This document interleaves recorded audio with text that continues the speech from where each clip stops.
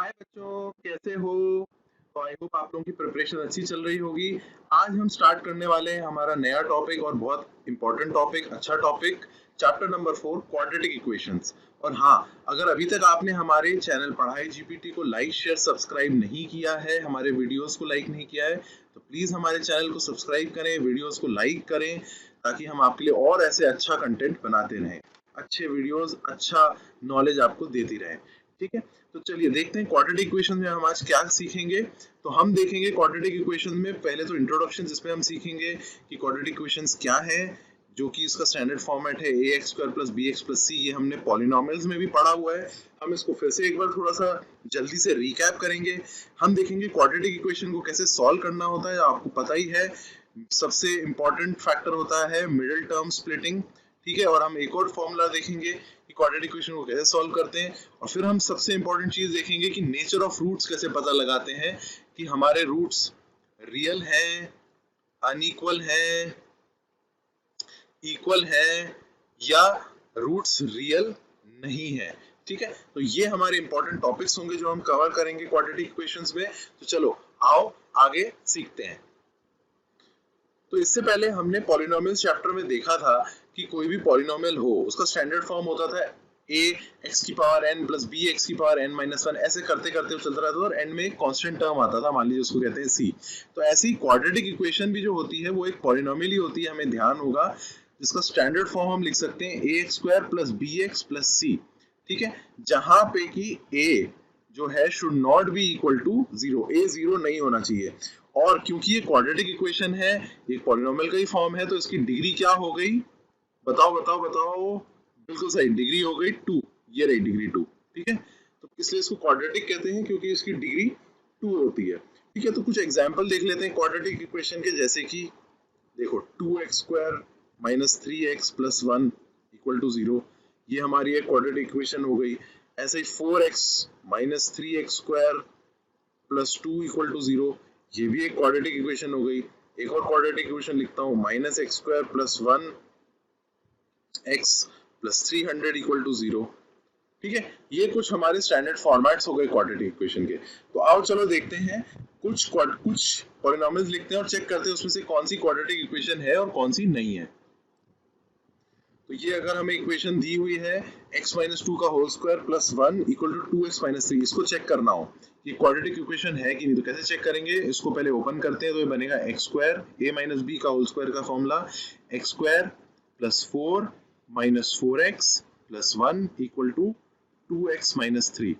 ठीक है, और सॉल्व करते हैं तो क्या बना? x², इनको पूरे को इधर ले आएंगे इक्वल टू के। ठीक है, x² + 4, ये हो गया 5। ठीक है, 4 + 1 5 - 4x, ये 4 + 1, ठीक है 5 है, -4x - 2x + 3 = 0। तो क्या हुआ? x² - 6x + 8 = 0। तो क्या ये क्वाड्रेटिक इक्वेशन है? इसकी डिग्री 2 है? हाँ है। क्या ये पॉलिनोमियल x के फॉर्म में लिखा हुआ है? हाँ लिखा हुआ है। कोई अंडर रूट, क्यूब रूट, ऐसा कोई एक्सप्रेशन तो नहीं है? नहीं है। तो इसका मतलब ये हमारा जो जनरल टर्म है ax² + bx + c, उसको फॉलो कर रहा है। यस, फॉलो कर रहा है। तो क्या ये क्वाड्रेटिक पॉलिनोमियल है? यस, ये क्वाड्रेटिक पॉलिनोमियल है। ठीक है, चलो नेक्स्ट एग्जांपल देखते हैं। अब ये एक्सप्रेशन लिखा है x × x + 1 + 8 x + 2 x - 2। ठीक है, क्या ये क्वाड्रेटिक पॉलिनोमियल है कि नहीं, हमें अब ये पता लगाना है। ठीक है, चलो इसको सॉल्व करते हैं, ओपन करते हैं। तो ये बना x² + x + 8 = यहाँ लग गया a + b a - b, मतलब a² - b² का फॉर्मूला a² - 2 का स्क्वायर 4।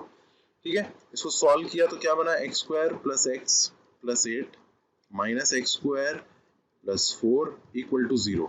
ठीक है, x² कट गया, बना x + 12 = 0। क्या ये हमारा ax² + bx + c का फॉर्मेट है? नहीं, ये हमारा ax² + bx + c का फॉर्मेट नहीं है, क्योंकि देखो इधर पे x² की कोई टर्म है? नहीं है। मतलब यहाँ a क्या हो रहा है? = 0। इसका मतलब क्या है? क्वाड्रेटिक पॉलिनोमियल है? नो, ये क्वाड्रेटिक पॉलिनोमियल नहीं है। ये ax² + bx + c का फॉर्मेट फॉलो नहीं कर रहा है।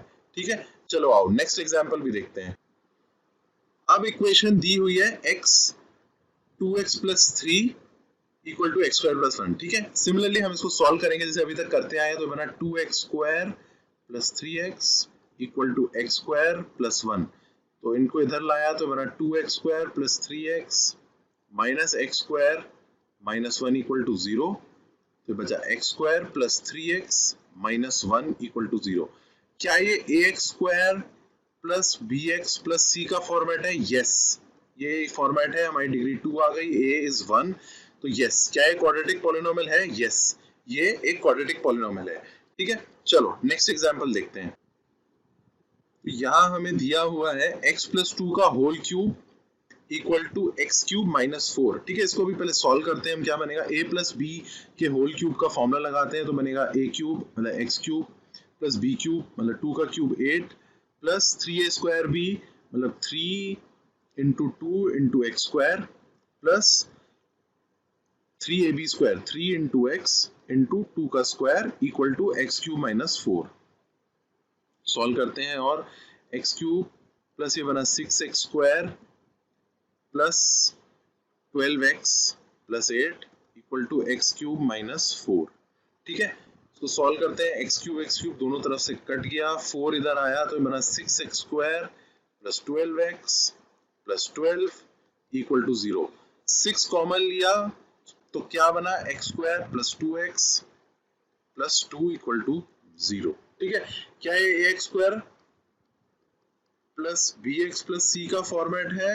Yes, ax square plus bx plus c का फॉर्मेट है। तो क्या ये क्वाड्रेटिक इक्वेशन है? यस, ये हमारी क्वाड्रेटिक इक्वेशन का फॉर्मेट है। ठीक है, तो ये हमने कुछ यहाँ फॉर्मेट्स देखे क्वाड्रेटिक इक्वेशन कैसे होते हैं। अगर कोई एक्सप्रेशन दिया और पूछा जाए कि वो क्या क्वाड्रेटिक इक्वेशन है कि नहीं, तो उसको सॉल्व करना सीखा। तो ठीक है, ये हमारा बेसिक इंट्रोडक्शन हो गया क्वाड्रेटिक इक्वेशन का। हमने पॉलिनोमियल्स चैप्टर में भी देखा था कि क्वाड्रेटिक इक्वेशन कैसे होती है। अगर आपको इसके बावजूद कोई डाउट हो तो जरूर कमेंट सेक्शन में बताना। ठीक है, चलो आगे बढ़ते हैं। तो अगर हम अज्यूम करते हैं कि एक क्वाड्रेटिक इक्वेशन है ax square plus bx plus c standard form है। ठीक है, और अल्फा उसका रूट है। ठीक है, अल्फा उसका रूट है या रूट और क्या बोल सकते हैं? 0 है। ठीक है, तो अल्फा इस क्वाड्रेटिक इक्वेशन को सेटिस्फाई करना चाहिए, जस्ट लाइक जो हमने पॉलिनोमियल में सीखा था कि रूट उस पॉलिनोमियल को सेटिस्फाई करता है। तो हम क्या लिख सकते हैं कि अगर x की जगह हम अल्फा रख दें, x इक्वल टू अल्फा कर दें, तो क्या होगा? a alpha square plus b alpha plus c equal to 0 आ जाएगा। ठीक है, अल्फा सेटिस्फाइज द इक्वेशन। ठीक है, ये हमें बात ध्यान रखनी है कि उसका जो रूट होता है वो उस इक्वेशन को सेटिस्फाई करता है। ओके, चलो अब देखते हैं कि हम क्वाड्रेटिक इक्वेशन को मिड टर्म स्प्लिटिंग से सॉल्व कैसे करते हैं। हालांकि आपको आता है, हमने पॉलिनोमियल में भी कई क्वेश्चन ऐसे किए थे, बट फिर से एक बार हम देख। तो अगर हमें रूट फाइंड आउट करने हैं इस क्वाड्रेटिक इक्वेशन के 2x square minus 5x plus 3 equal to 0 के by splitting the middle term, तो हम कैसे करेंगे? हमें पहले मिडिल टर्म को स्प्लिट करना है। ठीक है, तो हम a और c जो इसका मल्टीप्लिकेशन है वो क्या आना चाहिए? तो होना चाहिए 2x स्क्वायर इंटू 3 मतलब 6x स्क्वायर प्रोडक्ट होना चाहिए, और मिडिल टर्म क्या बननी चाहिए? Minus 5x। तो माइनस 5x कैसे बनेगी?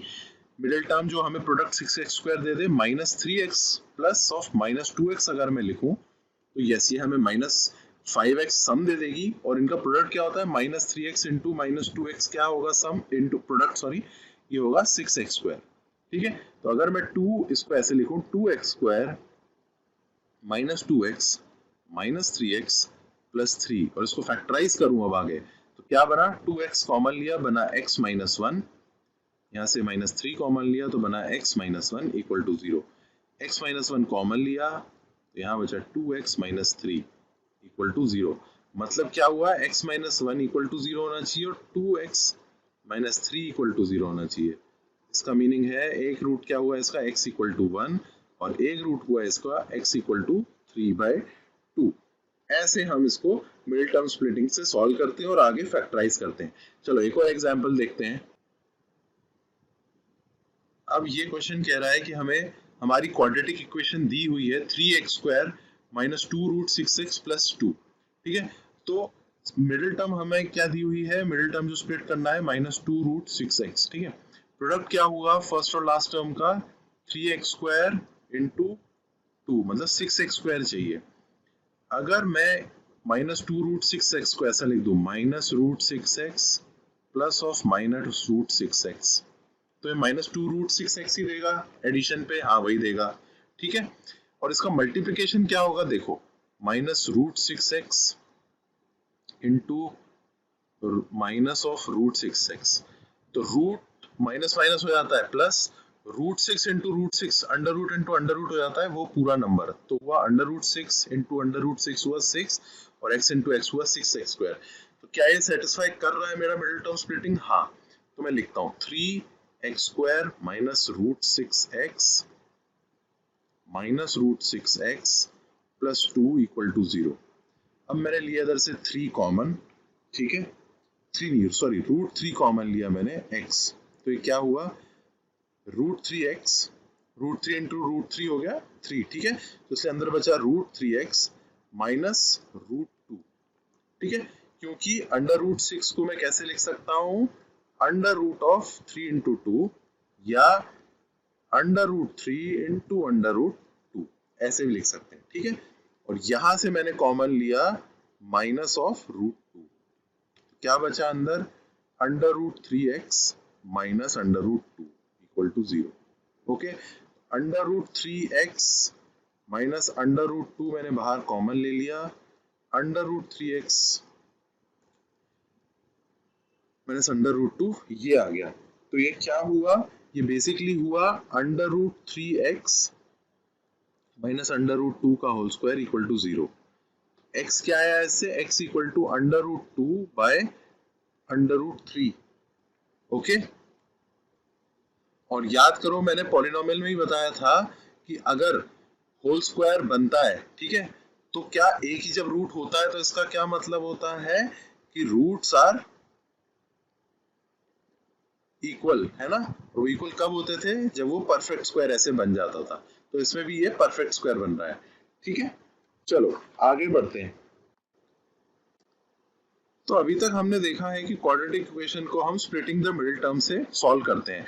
अब हम देखते हैं एक और मेथड की क्वाड्रेटिक इक्वेशन को कैसे सॉल्व करते हैं। तो हम मान लेते हैं हमारी क्वाड्रेटिक इक्वेशन है ax² plus bx plus c equal to 0, ठीक है, ये हमारी क्वाड्रेटिक इक्वेशन है। तो मैं फॉर्मूला आपको बताने जा रहा हूँ कि इस केस में x क्या होता है, x को लिखते हैं -b plus minus under minus 4a into c, इस पूरे को डिवाइड किया जाता है पूरे को 2 इंटू ए से, ठीक है, ये फॉर्मूला होता है। फिर से मैं बताता हूं कि अगर हमारी क्वाड्रेटिक इक्वेशन है ax² plus bx plus c equal to 0, उसमें x मतलब जो हमें रूट निकालना है, इसके लिए हम सॉल्व करते थे स्प्लिटिंग द मिडिल टर्म से, उसमें x किस क्या वैल्यू होती है, -b plus minus under minus 4ac upon 2 है, ठीक है। प्लस माइनस का क्या मतलब हुआ कि एक रूट अगर मान लो x1 में बोलूं कि वो क्या होगा, -b plus under minus 4ac upon 2 है, और जो दूसरा रूट x2 वो होगा -b minus of b² minus 4ac upon 2 है, ठीक है। तो दो रूट हमें निकालने हैं। हाँ, इस तरह से इधर ही थोड़ा सा एक देख लेते हैं कि जब परफेक्ट स्क्वायर होता है, रूट इक्वल होते हैं, तो b² माइनस 4ac देखो इसमें 0 हो जाएगा, ठीक है। तभी क्या होगा, जब b² माइनस 4ac 0 हो गया तो हमें एक ही रूट मिलेगा, वो होगा x इक्वल टू -b/2 है, क्योंकि ये जो टर्म है ये हो जाती है 0, तो हमें एक ही रूट मिलता है जो होता है x इक्वल टू -b/2 है जब परफेक्ट स्क्वायर बनता है, ठीक है। तो चलो आओ, जो पिछली इक्वेशन हमने स्प्लिटिंग द मिडिल टर्म से सॉल्व करी थी उसको हम सॉल्व करते हैं, ये वाले हमारे फॉर्मूला। तो हमने पीछे सॉल्व किया था यही वाली quadratic equation 2x² minus 5x plus 3 के साथ, ठीक है। और इसको सॉल्व करने के बाद हमारे रूट्स आए थे x इक्वल टू 3/2 और x इक्वल टू 1 था हमारा रूट, ठीक है। अब इसको हम सॉल्व करते हैं, जो हमने क्वाड्रेटिक इक्वेशन का फॉर्मूला लिखा जो कि था x equal to -b plus minus under minus 4ac upon 2 है, ठीक है। तो देखो ये इक्वेशन को अगर मैं लिखूं तो a कितना हो गया 2, b कितना हो गया -5 और c कितना हो गया 3, ठीक है। ये सारा डेटा को हम इधर पुट कर देंगे, तो हमारा क्या बना, x equal to minus of -5, b put किया -5 plus minus under root b² मतलब -5 का whole square -4 into 2 into 3 AC, ठीक है, डिवाइडेड बाय 2 इंटू ए कितना है 2। चलो इसको सॉल्व करते हैं पूरे को, तो ये बना 5 plus minus of under root -5 का होल स्क्वायर हुआ प्लस 25 माइनस 4 2 8 3 24 अपॉन 2 इंटू 2 हुआ 4 बना 5 plus minus of under root of 1 upon 4 मतलब 5 प्लस माइनस ऑफ 1 अपॉन 4। तो एक रूट x1 क्या हुआ 5 प्लस 1 अपॉन 4 और दूसरा रूट x2 वो क्या हुआ 5 माइनस 1 अपॉन 4। क्या बना x1 इक्वल टू 6/4 मतलब 3/2, यही था हमारा आंसर। और x2 क्या बना 5 माइनस 1 4/4 मतलब x2 क्या हुआ 1। दूसरा रूट यही था, हाँ यही था, ठीक है। तो इसको आप ऐसे भी सॉल्व कर सकते हैं हमारी क्वाड्रेटिक इक्वेशन को। मिडिल टर्म स्प्लिटिंग भी एक तरीका है और दूसरा तरीका है ये हमारा formula -b plus minus under root b square minus 4ac upon 2a। और जो हमारा ये फॉर्मूला है x equal to -b plus minus under root b square minus 4ac upon 2a, इसको श्रीधराचार्य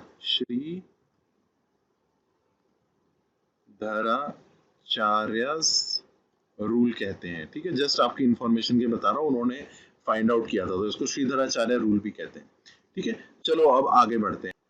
अब देखते हैं कि जो हमने पीछे श्रीधराचार्य मेथड पढ़ा था या फॉर्मूला पढ़ा था, उससे नेचर ऑफ रूट्स कैसे डिटरमिन करते हैं। तो पहले हम हमारा फिर से जस्ट फॉर रिवीजन पर्पसेस भी ये लिख लेते हैं कि x equal to -b plus minus under root b square minus 4ac upon 2a होता है, ठीक है। इसको याद कर लीजिएगा, बहुत जरूरी है इसको याद करना, ठीक है। इसमें सबसे पहली इंपॉर्टेंट चीज है कि ये जो b स्क्वायर माइनस 4ac होता है, इसको क्या बोलते हैं, इसको बोलते हैं डिस्क्रिमिनेंट, ठीक है। ये नाम है, नोमेनक्लेचर है, इसका नाम यही रखा गया है, तो भाई यही हमें याद रखना है, ठीक है। अब इसके पैरामीटर्स देखते हैं कि इससे हमें नेचर ऑफ रूट्स कैसे पता चलेंगे, ठीक है। तो अगर डिस्क्रिमिनेंट, इसको मैं d भी कह सकता हूँ, कैपिटल D, ठीक है। तो ध्यान रखना कि अगर b स्क्वायर माइनस 4ac की जो वैल्यू आती है सॉल्व करते हुए, या d की जो वैल्यू है, अगर ये दिस इज ग्रेटर देन 0, तो हमें क्या मतलब है, इसका क्या मिलेंगे क्वाड्रेटिक इक्वेशन के, वी गेट टू डिस्टिंक्ट मतलब डिफरेंट, अलग, डिस्टिंक्ट रियल रूट्स, ठीक है। तो उस केस में हमें एक अल्फा मिलेगा, अल्फा इक्वल टू जो हमने लिखा था -b मान लो plus under root d upon 2a, discriminant b square minus 4ac को मैंने कैपिटल D लिख दिया, ठीक है। और दूसरा रूट बीटा हमें मिलेगा -b minus under root capital D upon 2a। तो रूट्स होंगे रियल और दो अलग रूट्स होंगे, ठीक है। सेकेंड केस लेते हैं कि जब b स्क्वायर माइनस 4ac जो हमारा डिस्क्रिमिनेंट है d, this becomes equal to 0। इसके केस में क्या होगा, वी गेट इक्वेशन, जो हमारी क्वाड्रेटिक इक्वेशन है, इक्वेशन हैज रियल रूट्स, तो है रियल रूट्स, बट ये जो दोनों रूट्स हैं टू इक्वल भी है, टू इक्वल रियल रूट्स, ठीक है। ये केस बनेगा, मतलब alpha will be equal to beta will be equal to -b upon 2a, क्योंकि d तो 0 हो चुका है, ठीक है। ये इंपॉर्टेंट एक और कंडीशन है, इसको भी ध्यान रखना है, समझना है ठीक से, ठीक है। आई होप आप लोग पेन कॉपी लेके साथ में सारे नोट्स हमारे साथ साथ बना रहे होंगे। तीसरी कंडीशन है कि जब b स्क्वायर माइनस 4ac जो हमारा डिस्क्रिमिनेंट है d, this is less than 0, इसका मतलब होता है नो रियल रूट्स, इक्वेशन के कोई भी रियल रूट्स एग्जिस्ट नहीं करते हैं, इमेजिनरी रूट्स एग्जिस्ट करते हैं। इसके बारे में आप और अच्छे से पढ़ोगे और डेप्थ में पढ़ोगे अपने 11th क्लास में, जब आप जेई की प्रिपरेशन कर रहे होगे, ठीक है। तो चलो आओ कुछ एग्जांपल देखते हैं कि कैसे डिटरमिन करना है, फाइंड आउट करना है इक्वेशन के रियल रूट्स हैं, इमेजिनरी रूट्स हैं या इक्वल रूट्स हैं। कुछ एग्जांपल्स देखते हैं। तो हमारी इक्वेशन दी हुई है 2x square minus 4x plus 3 और हमें बोला है nature of roots find out करने के लिए, ठीक है।